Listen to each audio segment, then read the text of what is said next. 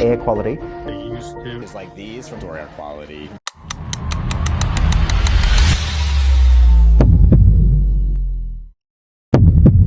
When we hear the word pollution, most of us think about what we see outside.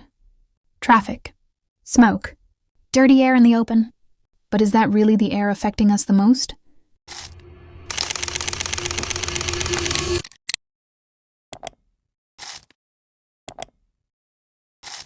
We spend almost 90% of our time indoors, at home, in schools, in buildings we assume are safe. But what about the air inside? What are we breathing? Indoor air pollution doesn't come from factories.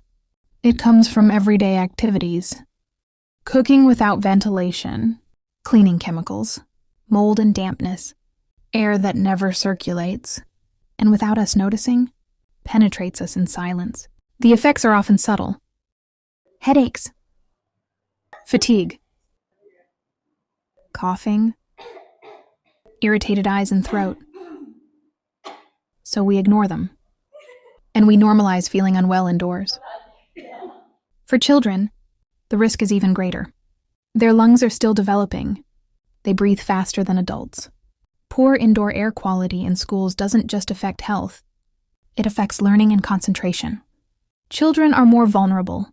Health and learning are connected. This isn't just a guess. Research has clearly demonstrated that indoor air quality is connected to various issues. Studies have repeatedly indicated that bad air quality can lead to respiratory problems, lower cognitive function, and even long-term health consequences. In Malaysia, this issue has been documented for years. Research by Professor Juliana Jalaluddin and colleagues examined indoor air quality and sick building syndrome in Malaysian buildings. The findings showed a clear link between poor indoor air conditions and symptoms such as headaches, fatigue, and respiratory discomfort among building occupants. This means the problem isn't distant. It exists right here in our own environments, and this research did not stop there.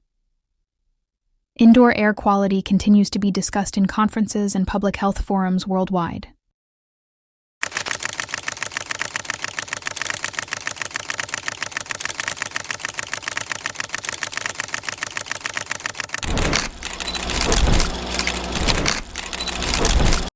Conferences play a critical role in indoor air quality awareness. They are where research findings are shared, compared, and challenged. They bring together scientists, health professionals, engineers, and policymakers, turning evidence into guidelines, standards, and real-world action. This is where awareness becomes responsibility. Yet adapted for local climate. Air quality is not simply good or bad. It exists on a gradient. An air quality monitor helps us see what our senses cannot. As activities change, cooking, cleaning, occupancy, ventilation, the air around us changes too. Fine particles, carbon dioxide, and other pollutants can build up silently, even in spaces that look clean. The colors tell a story. Green indicates safer air.